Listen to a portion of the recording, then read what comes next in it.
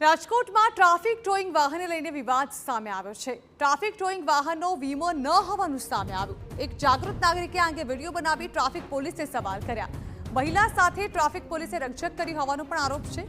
Traffic police online ચલણના રૂપિયા ન લેતી હોવાનો પણ દાવો છે। ટ્રાફિક પોલીસે લોકોએ સવાલો પૂછતા સ્થળ પરથી ભાગ્યા હતા।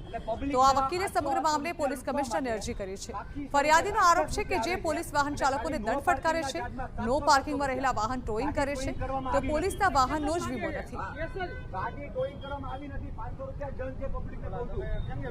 જ્યારે પબ્લિક એક થઈને જ્યારે કહેવાય કે તમામ લોકો જોયું ત્યારે અમારે જાણમાં આવ્યું કે જે ટોઈંગ વ્હીકલ છે તેનો પણ પોતાનો વીમો નહોતો।